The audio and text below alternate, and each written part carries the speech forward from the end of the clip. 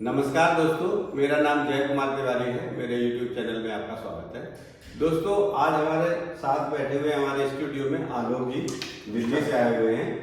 मैं पहले इनका परिचय जानता हूं कि दिल्ली में कहाँ रहते हैं और मेरे पास किस उद्देश्य से आए हैं। काफ़ी दिनों से 4-5 दिन से ये हमसे समझ ले रहे थे। आज इनको मौका मिला है और मेरे पास भी इनका अपॉइंटमेंट बुक था, उसके अनुसार मेरे पास आए। तो देखते हैं, पहले परिचय करते हैं, फिर ये किस उद्देश्य से आए उस पर चर्चा करते हैं। जी आलोक। सर नमस्कार और आपके सभी दर्शकों को मेरा नमस्कार। सर मेरा नाम आलोक कुमार पांडे है और मैं एनटीपीसी में वरिष्ठ प्रबंधक समीक्षा के पद पर कार्यरत हूँ। सर मैं आपका वीडियो पिछले 3-4 महीनों से देख रहा था लगातार। अभी हम लोग चूंकि उम्र के सर ऐसे पड़ाव पे हैं कि अभी अपना घर बनाने का हम लोग की भी इच्छा है। 40 साल की उम्र मेरी भी है। तो इस चक्कर में हमने लखनऊ के तमाम क्षेत्रों का भ्रमण किया कि कोई ऐसी जगह मिले जहाँ घर बनाया जा सके। और चूंकि हम लोग अच्छी कॉलोनियों में रहते हैं एनटीपीसी की, तो वो सारी सुविधाएं मिले। वैसी सुविधाओं के साथ जब हम लखनऊ में घूमे, लखनऊ के क्षेत्र में घूमे, तो पता चला कि बिल्डर्स के द्वारा दी जो सुविधाएं हैं उनके साथ रेट्स बहुत हैं सर। और जो नॉर्मल जनमानस है उसके लिए फिर अपना घर बनाना उन सुविधाओं के साथ अच्छे एरिया में लखनऊ में बहुत मुश्किल है या पाना बहुत मुश्किल है। उसके बाद सर आपका वीडियो देख के जब कुछ लर्निंग हुई तो बड़ा मोटिवेशन हुआ कि हम लोग क्यों ना कुछ ऐसा करें कि ये जो बिना मतलब के पैसे हमारी गाड़ी कमाई ले रहे हैं बिल्डर्स, उस पर थोड़ा नियंत्रण कर सकें और चीज भी एक नंबर मिले उनको। मतलब ऐसा ना हो कि हमेशा संशय में रहे कहीं अप्रूवल तो नहीं चला जाएगा, जमीन तो गलत नहीं मिलेगी। इस पर्पज से सर मैं आपके पास आया हूँ कि हम इकट्ठा होकर एक सोसाइटी बनाना चाहते हैं, हाउसिंग सोसाइटी या जैसी भी सोसाइटी हो, जो आप बताएंगे कि किस तरीके की कैसे बनती है। और सर हम अपना जो है घर बनाना चाहते हैं मिलकर अपनी जमीन लेकर। यह मेरा उद्देश्य सर आपके पास। चलिए, एक सवाल मेरे लिए भी है आपको मेरा चैनल सर्च करने की जरूरत क्यों पड़ी, और जब सर्च कर लिया आपने मेरे वीडियो देखे तो आपको चैनल कैसा लगा? सर इसके पहले भी मैंने बताया कि जब आदमी ऐसी नौकरी में होता है जहाँ पे उसको लगता है कि थोड़े फाइनेंशियल मैनेज करके थोड़ी चीजें एडजस्ट करके वो अपना घर बना सकता है, तो उसके बाद हमने एक सोसाइटी बनाने की पहले भी सोची थी। उस सोसाइटी में जब हमने लैंड वगैरह एक्वायर कर लिया, लैंड एक्वायर करने के बाद फिर हमको ये जानकारी नहीं थी कि कोई भी अप्रूवल बाद में कैसे लेंगे। अगर लैंड काट देंगे सबकी, उसमें लैंड 2-3% की होती है, कैसी लैंड लेनी चाहिए, कैसी लैंड नहीं लेनी चाहिए। तो उस सोसाइटी को बनने के बाद मुझे ये समझ में आ गया। अच्छा, उसमें एक धोखा ये भी हुआ था कि कुछ पैसे जो है वो बिल्डर्स हमारे लेके चला गया। तो उस गाड़ी पैसे कमाई थी society, no profit no loss से बनाई थी। तो जो नहीं होना चाहिए, विश्वास का जो है पतन हुआ हम लोगों के बीच में, जो सोसाइटी बनाने वाले लोग थे। मैंने उस सोसाइटी को एक अच्छे नोट पे छोड़ा जहाँ से वापस निकल सके। परंतु सर वो जो गलतियां हो गई उससे मुझे समझ में आया कि ये नहीं होनी चाहिए। उसका मैं सॉल्यूशन बहुत दिन से ढूंढना था। आपका यूट्यूब चैनल एकमात्र यूट्यूब चैनल ऐसा है सर, उसमें वो सारी बातें बताई जाती है जो कोई नहीं बता रहा है या बताने के लिए बहुत हैवी अमाउंट ले रहा है। तो इसलिए सर आपका यूट्यूब चैनल को देखने के बाद और सर्च करने के बाद, ऐसा नहीं सर मैं पहली बार आ गया, आपके 8-10-15 वीडियो देखे, कोई वीडियो ऐसा नहीं जो बीच में छोड़ना पड़े। मैं ड्यूटी करके आता था, फिर भी उसमें इतनी इंपॉर्टेंट जानकारी होती थी, 5 मिनट 7 मिनट के वीडियो जो आप छोटे वाले डालते हो, सीधे उसमें एक लाइन में बताते हो ये आ गया है, ये ऐसे। वो देख के सर मुझे लगा कि मतलब यहाँ से, और दूसरा आपका अनुभव ऐसी जगह से जहाँ से हमें वाकई में वही जानकारी मिलेगी जो ऑथेंटिक है। धन्यवाद, आपको मेरा चैनल अच्छा लगा इसके लिए। तो अब बताइए, आपने कोई सवाल का क्वेरी बना रखी हो, आपने क्वेश्चन बना रखा हो, तो हम लोग उस पर डिस्कस करते हैं। आपका उद्देश्य ये है कि कुछ लोग मिलके एक ग्रुप बना के, एक सोसाइटी बना के आप आवासीय समस्या को हल करना चाह रहे हैं अपने लोगों के लिए। जितने सोसाइटी के मेंबर्स हैं उनको आवास मिल जाए, मकान मिल जाए। और मार्केट में जो अनाप शनाप कीमत बढ़ती जा रही है बिल्डर्स के माध्यम से, वास्तव में कितनी लागत आ रही है जमीन खरीदने में, वास्तव में निर्माण में या डेवलपमेंट चार्जेज में कितने पैसे जमा हो रहे हैं, विकास कार्य में कितने पैसे लगा रहा है बिल्डर, और उससे कितने गुने वो आपसे ले रहा है, इस समस्या से भी आपको निजात मिल जाए। ये आप ना जान पा रहे हो, बिल्डर 2 गुने 3 गुने में बेच रहा है। तो देखते हैं, आपका हल निकालने की कोशिश करते हैं। तो पहला सवाल सर मेरा ये है कि सोसाइटी कैसी होनी चाहिए। सोसाइटी में कई तरीके की सोसाइटी होती है। जब घर बनाना हो अपने उद्देश्य रहने के पर्पज से, और जिसमें सारी हमारी आवासीय सुविधाएं हो, तो ऐसी सोसाइटी बनाने के लिए कानूनी रूप से जिसमें सुविधा हो यूपी के अंदर या बाकी जगहों पे भी, कैसी सोसाइटी सर बनानी चाहिए? देखिए, किसी भी रेगुलेटर से, किसी भी विभाग से अगर आपको सोसाइटी के रूप में या ग्रुप हाउसिंग के रूप में या रो हाउसिंग के रूप में या प्लॉट्स के डेवलपमेंट के रूप में कोई काम करना है तो आपका स्वामित्व सबसे पहले जो पास करता है रेगुलेटर, जो विभाग पास करता है, वो सबसे पहले आपसे कहता है आप अपना स्वामित्व दिखाइए। तो स्वामित्व में अगर कई लोग हैं, 40 लोग हैं, तो 40 लोग को प्रमोटर के रूप में उसमें शामिल होंगे ऑनरशिप के साथ। पहले उनकी ऑनरशिप होगी, फिर वो को प्रमोटर के रूप में शामिल होंगे, तभी जब रेरा में पास होने के बाद जाएगा तो सारे को प्रमोटर्स का नाम उसमें लिखा जाएगा। इसका विकल्प ये है कि सारे इतने को प्रमोटर्स में दिक्कत हो सकती है, रेरा को भी और आप लोगों को भी, तो आप एक सोसाइटी का गठन कर सकते हैं। सोसाइटी एक संस्था के रूप में होगी, उसके संचालक मंडल में जो लोग होंगे उसके प्रावधान एक्ट के अनुसार वो लोग अपना हैंडल करेंगे, बाकी लोग मेंबर्स के रूप में रहेंगे। तो सुविधाजनक है कि आप सोसाइटी बना के करें। इसके अलावा आप इंडिविजुअल स्वामित्व के रूप में भी करा सकते हैं या कई लोगों के को प्रमोटर्स के नाम के रूप में भी सारे स्वामी मिलकर ऐसे भी काम कर सकते हैं। आपका निर्णय है कौन से प्रोसेस में जाना चाह रहे हैं। ठीक है सर, सोसाइटी हमने बनाने का निर्णय ले लिया और हमको ये समझ में आ गया, हमने उसकी एक गवर्निंग बॉडी संचालक समिति बना ली, बाकी लोग उसके सदस्य हो गए, पर्पज डिफाइन है। अब सर सोसाइटी बनाने के लिए हमको जो मेन पर्पज है वो है लैंड एक्वायर करना। सर लैंड कैसे एक्वायर की जाए? सर जब लैंड लेने जाते हैं तो हर कोई कहता है कि सारी रजिस्ट्री है, सब कुछ ओके है, प्रथम दृष्टया हम लेखपाल से नहीं मिल सकते हैं, कौन सी जमीन ली जाए, कौन सी जमीन ना ली जाए। और बहुत ही इंपॉर्टेंट सवाल है क्योंकि 90% लोग बस यही फंस जाते हैं।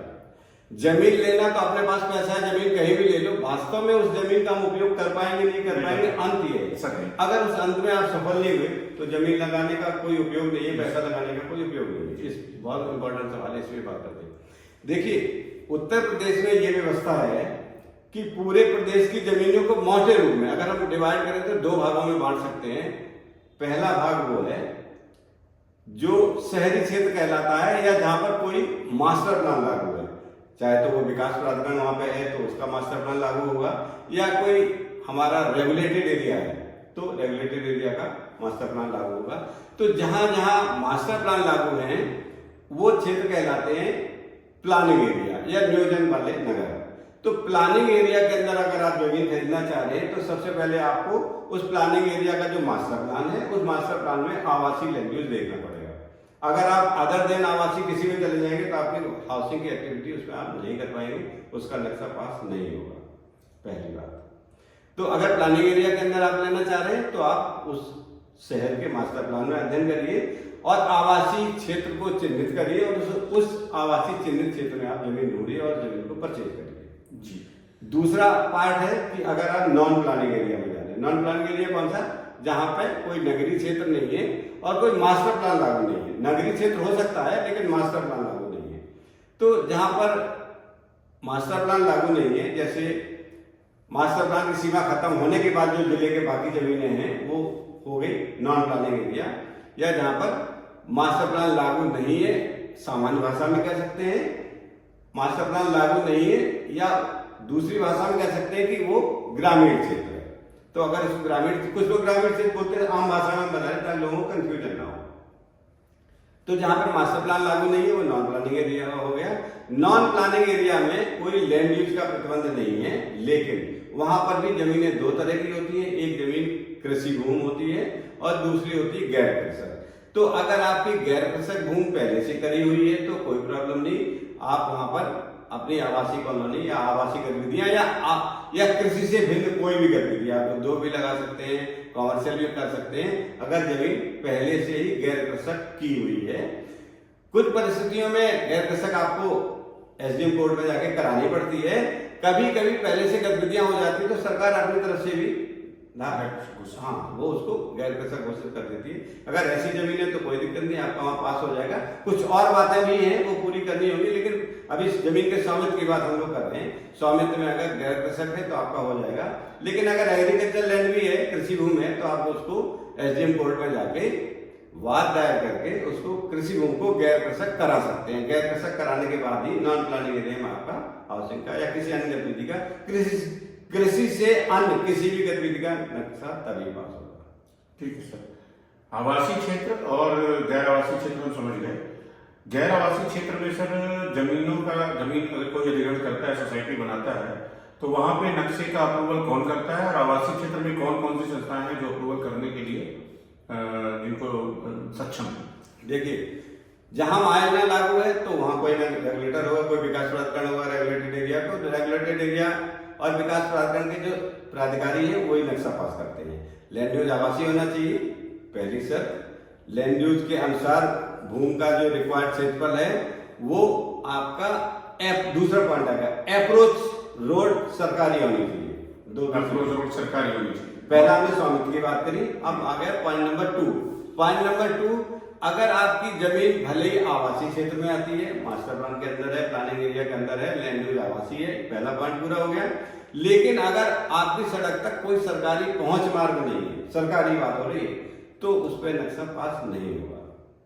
ठीक है, ये बहुत अच्छी बात बताई सर आपने। मैं यही गलती हम पहले भी कर चुके हैं कि सरकारी वहां पे मार्ग नहीं पहुंचता। सरकारी मार्ग होना चाहिए एक बात, और सरकारी मार्ग की न्यूनतम चौड़ाई आवासीय गतिविधि के लिए 9 मीटर है।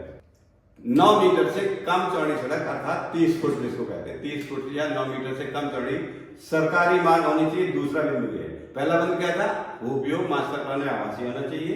दूसरा बिंदु है न्यूनतम कम से कम 9 मीटर चौड़ी सरकारी सड़क सामने होनी चाहिए, किसी विभाग की हो, क्योंकि नक्शा पास करने से पहले उस सड़क वाले डिपार्टमेंट से आपको एनओसी लानी पड़ेगी, उससे एनओसी लेनी पड़ती है। यस जी सर। अब गैर आवासीय क्षेत्र में नक्शा कौन पास कर सकता है सर? गैर आवासीय क्षेत्र में मास्टर प्लान या प्लानिंग एरिया के अंतर्गत आपकी आवासीय गतिविधियों के लिए नक्शा पास ही नहीं होगा। नहीं होगा, तो वहां पर फिर जमीन लेना ही क्यों है? वहां पर लेंगे तो आप आवासीय गतिविधि नहीं कर पाएंगे, जो लैंड यूज होगा वही गतिविधि कर पाएंगे, तो उसके लिए आपको लेना नहीं है। अगर आपको कॉलोनी बनानी तो रेजिडेंशियल ढूंढना ही पड़ेगा, उसी के अंदर पास होगा, गैर आवासीय में होगी नहीं। गैर कृषक पे आपके हिसाब से गैर कृषक पे आपको नई सोसाइटी नहीं बनानी चाहिए? गैर कृषक की बात नहीं कर रहे, मास्टर प्लान एरिया दोनों को अलग नहीं, गैर आवासीय नहीं बोलो, गैर कृषक के लिए हमारा नक्शा कौन पास करेगा? अभी तो पहले प्लानिंग एरिया की बात करते हैं ना। प्लानिंग एरिया में तो लैंड यूज जो मास्टर प्लान में डिफाइंड है उसी के अनुसार पास होगा, वहां लैंड यूज बदलने या गैर कृषक कराने की जरूरत नहीं है। प्लानिंग एरिया के अंदर जो मास्टर प्लान का लैंड यूज है वही लागू होगा, आवासीय लैंड यूज होना चाहिए, सरकारी सड़क 9 मीटर कम से कम होनी चाहिए। 2 बातें हो गई। अब आ जाते हैं नॉन प्लानिंग एरिया में। नॉन प्लानिंग एरिया में गैर कृषक जमीन है अगर, तो आपका वैसे ही पास हो जाएगा, लेकिन अप्रोच की शर्त वहां भी पूरी होनी चाहिए, सड़क सरकारी वहां भी होनी चाहिए। गैर कृषक जमीन है तो आपका नक्शा पास हो जाएगा अगर अप्रोच पूरी है, गवर्नमेंट के हिसाब से सड़क सरकारी है, 9 मीटर की सड़क है, तो आपका वहां पर लेआउट पास हो जाएगा। चौड़ाई यही रहती है 30 फुट वहां? चौड़ाई वहां रहती है, वहां कुछ रिलैक्सेशन है चौड़ाई में भी। नगर जिला पंचायत की अगर अपनी सड़क होगी तो उनके रिकॉर्ड में क्या है, उससे कुछ रिलैक्सेशन है वहां पे, इतना सख्त नहीं है, लेकिन फिर भी सरकारी सड़क अप्रोच के रूप में होनी आवश्यक है। और अगर कृषक भूमि है, कृषि भूमि है, तो फिर आपको एसडीएम कोर्ट से धारा 80 करा के उसको पहले कृषि से गैर कृषक कराना पड़ेगा। जब गैर कृषक हो जाएगी, पहली शर्त ये है, और सरकारी सड़क अप्रोच के रूप में सम्मुख उपलब्ध होगी, तब वहां पे नक्शा पास आपका होगा। दोनों का अलग अलग हो गया, प्लानिंग एरिया का अलग बता दिया और नॉन प्लानिंग एरिया का अलग बता दिया।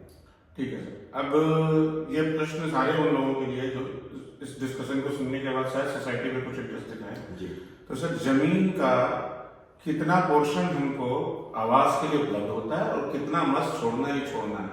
कितना न्यूनतम प्रतिशत, 100% जमीन में से 65%, 70% कितने पे आवास बनाए और कितना हमें छोड़ना ही पड़ेगा लैंड यूज, तभी नक्शा जो है पास होगा, ऐसा क्या? देखिए, ये सवाल थोड़ा टिपिकल है, टेक्निकल है, क्योंकि जिला पंचायत के बायलॉज अलग है, जो गैर मतलब नॉन प्लानिंग एरिया है। मास्टर प्लान के अंदर जो प्लानिंग एरिया है उनके बायलॉज विकास प्राधिकरणों के अलग हैं, रेगुलेटेड एरिया का अलग है। लेकिन सामान्य रूप से अगर हम विकास प्राधिकरण की बात करें तो आपको इसमें लगभग पार्क, ग्रीन, सड़क मिला के लगभग 30 से 40% एरिया आपका छूट जाता है, नॉन सेलेबल रहता है, बाकी सेलेबल रहता है। लेकिन ये आंकड़े आप ऐसे तय नहीं कर सकते कि फ्लैट आंकड़े है, वो किस रेगुलेटर में कौन सा बायलॉज लागू उस पर निर्भर करता है। ठीक है सर। अभी जैसे हमने जमीन ले ली और ये सर, अब सर नक्शा अप्रूवल कराने का प्रोसेस क्या है? बिल्कुल, देखिए, जो प्लानिंग एरिया है, विकास प्राधिकरण है या रेगुलेटेड एरिया है, वहां पर नक्शा पास कराने के लिए अगर आपकी 2 शर्तें पूरी हैं, स्वामित्व में कोई विवाद नहीं है, लैंड यूज रेजिडेंशियल है, अगर नॉन प्लानिंग एरिया है तो गैर कृषक है, तो आप सड़क सम्मुख अगर अप्रोच रोड के रूप में वांछित मानकों के अनुसार उपलब्ध है तो विकास प्राधिकरण की पहले बात कर लेते हैं, आप इसका किसी आर्किटेक्ट से संपर्क करेंगे। आर्किटेक्ट उस पर लेआउट बनाएगा। लेआउट बनाने के बाद online building plan approval system हमारा लागू है। Online building plan approval system पर आर्किटेक्ट अपनी आईडी से आपके नक्शे को अपलोड करेगा वांछित भू स्वामित्व के प्रपत्रों के साथ। जो आपके ऑनरशिप के डॉक्यूमेंट है वो नक्शे की कॉपी और वांछित जो शुल्क है वो आवेदन शुल्क वो लगेगा, और ऑनलाइन आर्किटेक्ट की आईडी से आपका online building plan approval system पर नक्शा अपलोड हो जाएगा पास होने के लिए। फिर डिपार्टमेंट उसकी जांच करेगा। जी, तो इसको अगर इसमें सब कुछ सही मिलता है तो नक्शा हमारा पास हो जाएगा। नहीं, इतना अभी तो केवल आवेदन करने की बात हो रही है। अब डिपार्टमेंट इसमें जो जांच करेगा उन बिंदुओं को बता देते हैं। डिपार्टमेंट इसमें आपका वही देखेगा कि लैंड यूज परमिट कर रहा है कि नहीं कर रहा, वो आपने पहले अगर चेक कर लिया तो ठीक है, नहीं परमिट करेगा तो नक्शा आपका रिजेक्ट हो जाएगा। अप्रोच हमारी प्रॉपर है या नहीं है। इसके अलावा फिर स्वामित्व की जांच वो करेगा। एसडीएम के यहाँ एनओसी के लिए चिट्ठी भेजेगा कि भाई स्वामित्व का कोई विवाद तो नहीं, कोई सरकारी जमीन, तालाब, चक्रोड, चरागाह, पेड़ या वन क्षेत्र या नदी तल क्षेत्र ऐसा कोई आपकी स्वामित्व में है और आपने जमा कर दिया, तो इन सरकारी भूमि स्वामित्व में अगर गलत तरीके से आपके आगे वो, क्योंकि उस पर स्वामित्व सरकार का होता है, मान लीजिए रजिस्ट्री कराते समय किसी भी तालाब की रजिस्ट्री कर दी, तो इस बात की जांच के लिए आपके सारे पेपर जो आपने स्वामित्व के लगाए वो सारे एनओसी के लिए वो संबंधित विकास प्राधिकरण एनओसी के लिए एसडीएम के यहाँ भेज देगा, वहां से स्वामित्व प्रमाणित होकर आ जाएगा। पहली एनओसी वो है। फिर अन्य विभागों की एनओसी, बिजली विभाग की एनओसी की ऐसा नहीं कि बिजली विभाग की कोई लाइन वहां से निकलने वाली है, उनके प्लानिंग पास हो और आपने जमीन ले ली, बीच में हाई टेंशन लाइन, लो टेंशन लाइन जा रही है। पॉल्यूशन डिपार्टमेंट की एनओसी की, उसमें जितने लोग रहेंगे उनके लिए पर्याप्त सीवरेज की, पानी की सुविधा और उसके डिस्पोजल की सुविधा उपलब्ध है कि नहीं है। पर्यावरण से संबंधित कोई तो पर्यावरण विभाग की एनओसी, उसके मानक बने हैं, कितनी जनसंख्या होगी तो पर्यावरण पर जाएगी, कितनी होगी तो नहीं होगी, मानक देखे डिटेल उसमें आपको पता लगेगा। तो सर यहाँ इसके अलावा कुछ और विभाग भी है, वो जांच के समय जांच करता अधिकारी वो तय करते हैं कहां से एनओसी की आवश्यकता है और कहां से नहीं। सर अब इसमें एक चीज जो परेशान कर रही है वो ये कि जैसा आपने बताया कई डिपार्टमेंट से एनओसी मिलनी है, मैंने तो जमीन खरीद ली है, उसके बाद मैं बात करने गया हूँ, उसके बाद मुझे कुछ पता चलता है कि यहाँ से ये गुजर रहा है, तो मेरी प्लानिंग फेल हो सकती है। तो क्या कोई ऐसा तरीका है जहाँ से हम चेक कर सकते हैं क्या क्या एनओसी की रिक्वायरमेंट पहले होगी? बिल्कुल, देखिए आपको सेफ अगर चलना है तो आप जमीन खरीदने से पहले जमीन का एक नक्शा, राजस्व प्लान और लेआउट प्लान अनऑफिशियली बनवा लीजिए। सर ये कौन बनाते हैं? जो आर्किटेक्ट से वो बनाते हैं। एक तो ऑफिशियल होता है जो जमा करने वाला, एक अनऑफिशियल जहां जहां एनओसी जानी है उन विभागों में व्यक्तिगत संपर्क करके वेरीफाई कर लिए तब जमीन परचेज करिए। सर लेकिन बिना भूमि स्वामित्व के वो चेक करेंगे? अनऑफिशियल कर देते हैं। इतना करेंगे तो रिस्क से आप बचे रहेंगे। सर यही मेन प्रश्न है जो बार बार मुझे कचोटता है कि जमीन लेने के बाद अगर कहीं अटक गया तो फिर तो बिल्कुल बिल्कुल, इसलिए अनऑफिशियली, हालांकि हमारे चैनल के माध्यम से हमें अनऑफिशियल को प्रमोट करके नहीं कह रहे हैं, लेकिन आप अगर सेफ चलना चाह रहे हैं, आप बाजार से कोई सर्टिफिकेट खरीदने जाते हैं तो पहले देखते हैं कि भाई कितने पैसे की मेरी जेब में है कि नहीं, अंदर कटी फटी तो नहीं है, कंपनी लीगल है या नहीं। तो वही चीजें आपको यहाँ भी जांच करनी है कि आप देख लीजिए कि यहाँ पर हमारी कोई तालाब की जमीन, ऐसे कहीं मौके पे तालाब ना दिख रहा हो, सरकारी रिकॉर्ड में तालाब हो, वो आपको रजिस्ट्री कर दे, तो ये बात तो तहसील में जाके राजस्व प्लान खोलेगा, वो देख लेगा तालाब है, चक्रोड है, इतना तो पता लग ही जाएगा। आप लेखपाल से मिलकर ये चीजें पता कर सकते हैं स्वामित्व के संबंध में। बिजली विभाग में जाके पता कर सकते हैं भाई यहाँ से कोई हाईटेंशन लाइन तो नहीं, अनऑफिशियल आपको ये सूचनाएं मिल सकती है, तो आप सेफ रह सकते हैं। तो सर ऐसा कोई रेशियो है क्या डेवलपमेंट और लैंड खरीदने की, जो लैंड खरीदी है और जो एलडीए के मिनिमम मानक हैं एक अच्छी सोसाइटी के लिए, उस डेवलपमेंट को अचीव करने में और लैंड की जो कॉस्ट है इसके बीच में कोई मोटा मोटा रेशियो है क्या, ताकि जो मार्केट में चल रहा है, कोई 5,000 बेच रहा है, कोई 6,000 बेच रहा है, तो सोसाइटी डेवलप करते समय कुछ अंदाजन कोई ऐसा रेशियो बताया जा सकता है क्या? देखिए रफ आइडिया। देखिए अगर आपको खाली प्लॉटिंग करनी है तो जब लेआउट बनेगा तो उसमें विकास कार्यों के लेआउट में सड़कों का नेटवर्क पूरा दिख जाएगा, पार्क कितना छोड़ना है आर्किटेक्ट अपने आप छोड़ देगा मानक के अनुसार जो रिक्वायर्ड मानक है, तो आप उसकी कॉस्टिंग कर सकते हैं कि सड़क बनाने में कितना खर्चा आएगा, पार्क बनाने में कितना खर्चा आएगा, कितनी हमारी जमीन नॉन सेलेबल हो गई, फिर उस खर्चे को आप लोड करेंगे सेलेबल, तो पर स्क्वायर मीटर आपका खर्चा निकल आएगा। फिर इसमें आप लोड करेंगे विकास प्राधिकरण में जमा होने वाले शुल्कों का खर्चा, वो लोड कर देंगे तो आपका खर्चा निकल आएगा। फिर आप उसमें मकान बनाना चाह रहे हैं, अगर मकान बना के बेच रहे हैं तो उसका खर्चा जोड़ सकते हैं, मकान की कीमत कितनी होगी, और प्लॉट बेचना चाह रहे हैं तो आपका खर्चे के बाद कितने प्रॉफिट आप लेना चाह रहे हैं उस हिसाब से आप तय कर सकते हैं। ठीक है सर, बहुत बहुत बहुत जानकारी मिली। एक जो प्रश्न है जो सबके लिए है मेरे साथ साथ कि सोसाइटी बनाना यह कार्य कितना कठिन है, ये करना चाहिए कि नहीं करना चाहिए, और शासन और रेगुलेटरी बॉडी से कितना सहयोग इसमें मिलता है? देखिए, ये काम जब तक आप नहीं करोगे तभी तक कठिन है, और जब तक आप पहले से जानकारी करके सेफ होके नहीं चलोगे तब तक रिस्की है। कठिन और रिस्की दो शब्द है। कठिन तब तक है, देखिए बिना किए सारे काम कठिन होते हैं। जब आप एक कदम चलोगे तो दूसरे के लिए रास्ता दिख जाएगा। एक उदाहरण से बताएं, जब घना कोहरा होता है, बहुत सर्दी पड़ती है, आपको एक कदम नहीं दिखता है, तो एक कदम चलेंगे तो एक कदम और दिखेगा, एक कदम चलेंगे तो एक कदम और चलेगा दिखेगा, और धीरे धीरे रास्ता आपको दिखेगी। बिल्कुल कठिन नहीं है, खाली सोच में कठिन है। हाँ, सेफ चलने के लिए जो अभी बातें हम लोगों ने डिस्कस की उन पे आप पहले जाइए तो आप रिस्क से भी बचे रहेंगे। ठीक है सर, एक प्रश्न जो पहले भी आपने बताया था परंतु वहाँ थोड़ा मुझे कंफ्यूजन रह गया था, आपके वीडियो में इस पर आपने चर्चा की थी कि सर जहाँ पे एलडीए पहले नहीं था वहाँ पे आपने बताया कि जिला पंचायत से अगर आपने नक्शा पहले अप्रूव करा रखा है और आपने क्लियरेंस ले रखा है तो आपको समस्या नहीं आएगी एलडीए आने के लिए, अगर क्लोज हो गया है। परंतु सर जिन लोगों ने अप्लाई कर रखा है और अभी तक क्लियरेंस नहीं पाए हैं, उस कंडीशन में सर क्या होगा? देखिए, जो अप्लाई कर रखा है, नक्शा पास ही नहीं हुआ है तो वो उसकी वैल्यू नहीं, जीरो है जी। अप्लाई कर दिया है तो वो तो वैलिड नहीं है। हाँ, तो सर आज के डेट में फिर वो एप्लीकेशन एलडीए के थ्रू, अगर वहाँ एलडीए के उसमें आ गया है तो वो एलडीए के थ्रू क्लियर होगी? नहीं, अभी लखनऊ में ऐसी पोजीशन नहीं है जी। या तो जिला पंचायत है या एलडीए है, वो आएगा तो उस डेट से लागू होगा, अभी उसमें कुछ नहीं कहा जाता। नहीं सर, जैसे मास्टर प्लान तो 10 साल आगे तक का दिखा देते हैं, 10 साल आगे तक में इनको आवासीय दिख गया, हमको पता भी चल गया यहाँ तक एलडीए आएगी, परंतु आज अभी एलडीए जो है वहाँ के उसके पास दस्तावेज नहीं है या जो भी चीजें नहीं। जो मास्टर प्लान में आज दिखाया जा रहा है 2031 का मास्टर प्लान लखनऊ में लागू है, तो 2031 का जहाँ एंड है वहां तक का पूरा क्षेत्र का सारा डिटेल एलडीए के पास है, सब कुछ पास कर देगा। तो यहाँ मतलब जितने जो बोल रहे हैं वो सारे झूठ बोल रहे हैं कि यहाँ तो अभी जिला पंचायत चल रहा है। नहीं, जो हमारे 2031 मास्टर प्लान में किसी भी नगर का हो, चाहे लखनऊ का या गाजियाबाद का, अलीगढ़ का, किसी भी नगर का हो, जो अप्रूव्ड हो गया मास्टर प्लान 2031 तक का, वहां तक आप कोई भी गतिविधि करने के लिए नक्शा जमा करा सकते हैं, पास करा सकते हैं, कोई बाधा नहीं। हाँ, मतलब सर कुछ डेवलपर्स ऐसा बोलते हैं जो क्लियर कट दिख रहा है कि 2031 के एलडीए के आवासीय प्लान के अंदर जमीन है, बोले नहीं सर अभी यहाँ जिला पंचायत पास कर रहा है, या झूठ है? ये सूचना पूरी तरह असत्य और भ्रामक है।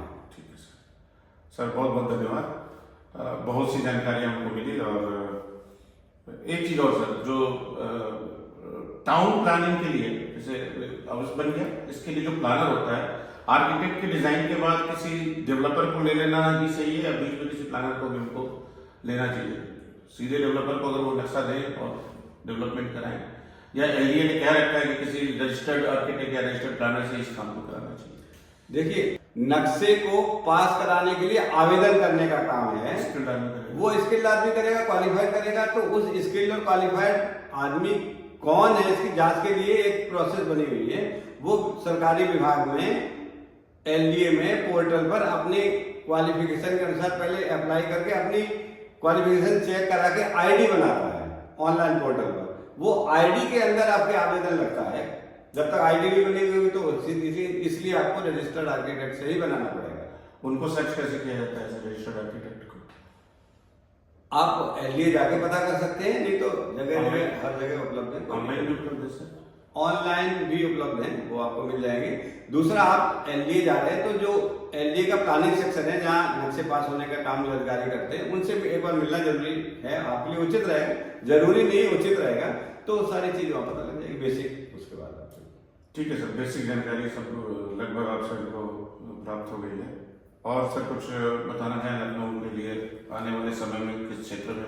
बिल्कुल, देखिए अभी बेसिक जानकारी थोड़ी सी रह गई है। अभी आपने जो डिटेल में बात करी, एक बात हुई है विकास प्राधिकरण सीमा क्षेत्र के अंतर्गत। अब हम जिला पंचायत की बात भी कर लेते हैं। बेसिक उसकी बात भी होगी कि जिला पंचायत में भी गैर कृषक जमीन होनी चाहिए, अप्रोच रोड होनी चाहिए। लेकिन वहां पर जिला पंचायत क्षेत्र में नक्शा पास कराने के काम में शुल्क थोड़े कम है, एनओसी थोड़ी कम है, और वहां पर ऑनलाइन नहीं बल्कि ऑफलाइन नक्शे पास होते हैं, तो आसान है, कम समय में पास हो जाता है।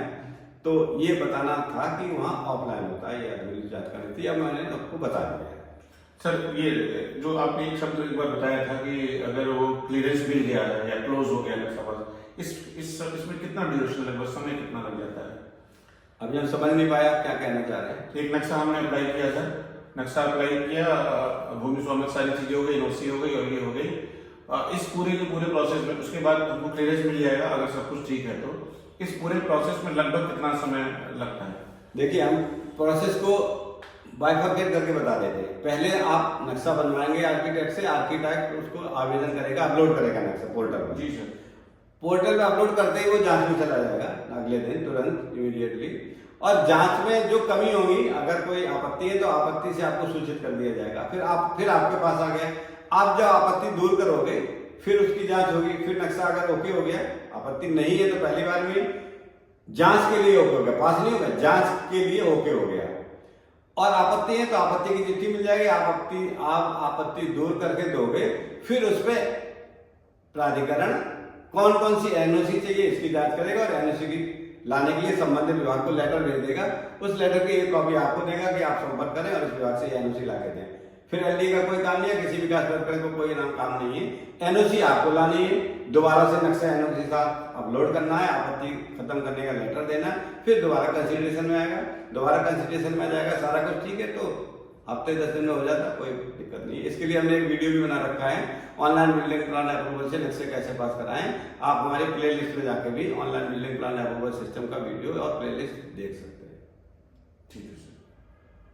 और कोई जानकारी है जो मुझसे छूट रही है, क्योंकि मैं इस क्षेत्र में बिल्कुल नया हूँ, जो बाकी सब लोगों को भी ध्यान रखना चाहिए? देखिए, मूल रूप से प्रारंभिक बेसिक जानकारी सारी हो गई है। इससे आप प्रोसीड कर सकते हो अपनी सोसाइटी बना के, या इंडिविजुअल लेवल पे, या को डेवलपर्स के रूप में कोई भी ग्रुप हाउसिंग सोसाइटी बना सकते हो, फ्लैट्स बना सकते हो जमीन लेके। और अगर प्लॉटिंग करना चाह रहे हैं या रो हाउसेस बनाना चाह रहे हैं तो उसके लिए भी आप काम कर सकते हो। शर्त ये है कि आपको आर्किटेक्ट के माध्यम से ही आवेदन करना है और आर्किटेक्ट ही उसमें आपको नक्शा बना के देगा, वो अपलोड होगा। ठीक है सर, धन्यवाद सर। नमस्कार आलोक जी, आपने हमें समय दिया या हमने आपको समय दिया। मेरा उद्देश्य इस चैनल के माध्यम से है कि आलोक जी की तरह जो भी लोग नए सामने आने वाले हैं, मैं उनका स्वागत करूंगा और मेरा मन खुश होगा अगर आप मेरे बताने से एक कदम भी आगे बढ़ जाते हैं और उस डर को आप अपने दिल से निकाल देते हैं। जो बिल्डर का डर आपके अंदर घुसा हुआ है, या सरकारी विभागों का, या एलडी विकास प्राधिकरण का डर अगर घुसा हुआ, उसको निकाल दीजिए। कोई डरने की जरूरत नहीं है, आसान प्रक्रिया सरकार ने कर रखी है, लेकिन आप उस डर से निकलेंगे तभी एक कदम आगे बढ़ेगा। इस सूचना के साथ ये वीडियो यही समाप्त होता है।